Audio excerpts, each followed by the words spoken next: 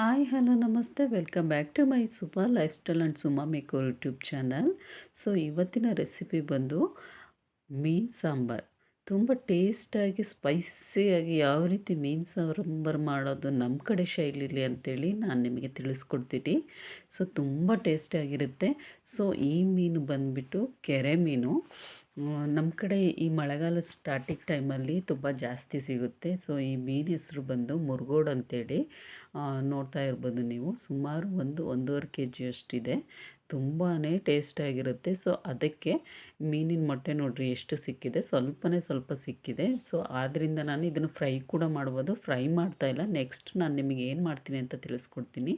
So ಒಂದು mixie ಜಾರೊಳಗೆ ಚಕ್ಕೆನ ಒಂದು 3-4 piece ಮತ್ತು ಲವಂಗನ ಒಂದು 4 ಪೀಸ್ ತೊಗೊಂಡು ಹಾಕ್ತಾಯಿದ್ದೀನಿ. ಮತ್ತು ಹಸಿ ಶುಂಠಿನ ಒಂದು 7-8 ಪೀಸ್ನ ಕಟ್ ಮಾಡಿ ತೊಳೆದ್ಬಿಟ್ಟು ಹಾಕಿರೋದು.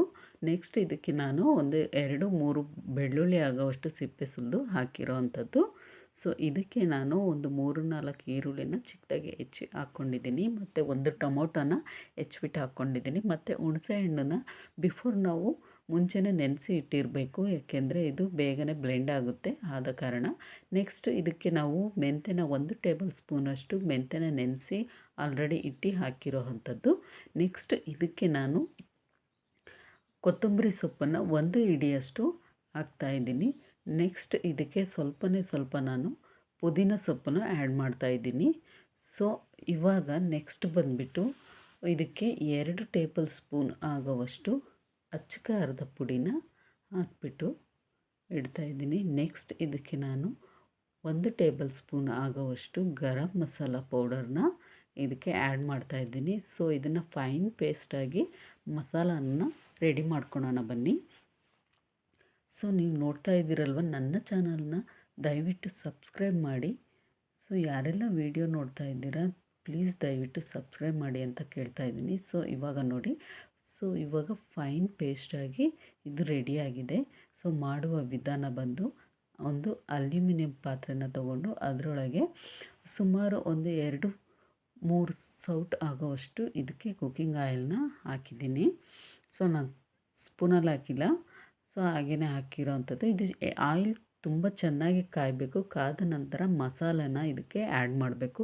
ಸೊ ಯಾವುದೇ ರೀತಿಯಾಗಿ ನಾನು ಫಸ್ಟಿಗೆ ಈರುಳ್ಳಿನ ಕಟ್ ಮಾಡಿ ಎಣ್ಣೆಗೆ ಹಾಕ್ತಾಯಿಲ್ಲ. ಯಾಕೆಂತ ಹೇಳಿದ್ರೆ ಇದು ಮೀನು ಸಾಂಬಾರು ಆಗಿರೋದ್ರಿಂದ ಮುಂಚೆನೇ ನಾವು ಈರುಳ್ಳಿನ ಕಟ್ ಮಾಡಿ ಹಾಕೋದ್ರಿಂದ ಇದು ನೀರು ಒಡೆದು ಬಿಡುತ್ತೆ, ಸಾಂಬಾರು ತುಂಬ ಚೆನ್ನಾಗಿ ಆಗೋದಿಲ್ಲ. ಸೊ ಅದಕ್ಕಾಗಿ ನಾವು ಎಣ್ಣೆ ಹಾಕಿದ ತಕ್ಷಣ ಕಾದ ನಂತರ ಮಸಾಲೆನ ಹಾಕಿ, ಸೊ ನಮಗೆ ಎಷ್ಟು ತಿಕ್ನೆಸ್ ಬೇಕು ಇಲ್ಲ ತಿನ್ನಬೇಕು ನೋಡಿಕೊಂಡು ಈ ರೀತಿಯಾಗಿ ಉಪ್ಪು ಹಾಕಿದ್ದೀನಿ. ಇವಾಗ ಉಪ್ಪು ಹಾಕ್ಬಿಟ್ಟು ಮಿಕ್ಸ್ ಮಾಡಿ ಎಷ್ಟು ತಿಕ್ನೆಸ್ ಬೇಕು ನೋಡಿಕೊಂಡು ಇದನ್ನು ಬಿಡಬೇಕು. ಸೊ ಇದು ಚೆನ್ನಾಗಿ ಕುದಿಬೇಕು, ಕುದಿ ಬರೋವರೆಗೂ ಬಿಡಬೇಕು. ನೆಕ್ಸ್ಟ್ ನಾನು ಮೀನು ಕ್ಲೀನ್ ಮಾಡಿ ಇಟ್ಟಿದ್ವಲ್ಲ, ಸೊ ಆ ಮೀನನ್ನ ಒಂದೊಂದಾಗಿ ಫಸ್ಟು ಫಿಶ್ ತಲೆನ ಹಾಕಬೇಕು.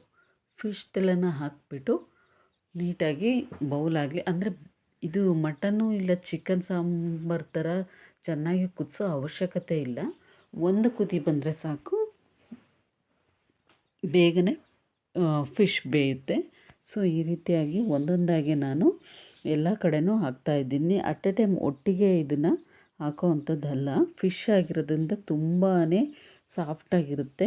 ಸೊ ಆದ್ದರಿಂದ ನಾನು ಎಲ್ಲ ಕಡೆ ಒಂದೊಂದೇ ತೆಗೆದುಬಿಟ್ಟು ಹಾಕ್ತಾಯಿರೋದು. ಸೊ ತುಂಬಾ ಟೇಸ್ಟಾಗಿರುತ್ತೆ. ಇದು ಕೆರೆ ಮೀನು ಆಗಿರೋದ್ರಿಂದ ತುಂಬ ರುಚಿಕರವಾಗಿ ಇರುತ್ತೆ. ಸೊ ನೀವು ನೋಡ್ತಾ ಇರ್ಬೋದು, ಈ ರೀತಿ ಆದಮೇಲೆ ಎಲ್ಲ ಮೀನು ಹಾಕಿಬಿಟ್ಟು ಸೊ ಮುಚ್ಚಿ ಸ್ವಲ್ಪ ಹೊತ್ತು ಬಿಡಬೇಕು. ಸೊ ಅದು ಉಪ್ಪು ಮತ್ತು ಖಾರ ಎಲ್ಲ ಅಬ್ಸರ್ವ್ ಆಗುತ್ತೆ. ಸೊ ಸ್ವಲ್ಪ ಸಿಮ್ಮಾಗಿ ಇಟ್ಟರೆ ಸಾಕು. ಒಂದು ಕುದಿ ಆಗೋವಷ್ಟು ಇದನ್ನು ಕುದಿಸ್ಕೊಳ್ಳಿ ನೀಟಾಗಿ. ತುಂಬಾ ಟೇಸ್ಟಾಗಿರುತ್ತೆ. ಸೊ ಇವಾಗ ನೀವು ನೋಡ್ತಾ ಇರ್ಬೋದು ತುಂಬಾ ಚೆನ್ನಾಗಾಗಿರುತ್ತೆ ಅಂಥೇಳಿ.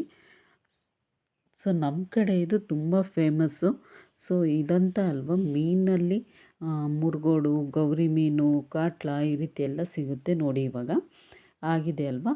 ಸೊ ಈ ಮೀನು ಸಾರಿಗೆ ನಾನು ಎಗ್ ಇರುತ್ತಲ್ಲ, ಮೀನಿನ ಮೊಟ್ಟೆ, ಅದನ್ನು ಸಾಂಬಾರೊಳಗೆ ಹಾಕ್ತಾಯಿದ್ದೀನಿ. ಯಾಕಂತ ಹೇಳಿದ್ರೆ ತುಂಬ ಟೇಸ್ಟಾಗಿರುತ್ತೆ. ಈ ರೀತಿ ಹಾಕಿ ಮಾಡೋದ್ರಿಂದ ಸಾಂಬಾರು ತುಂಬ ಟೇಸ್ಟನ್ನು ಕೂಡ ಕೊಡುತ್ತೆ.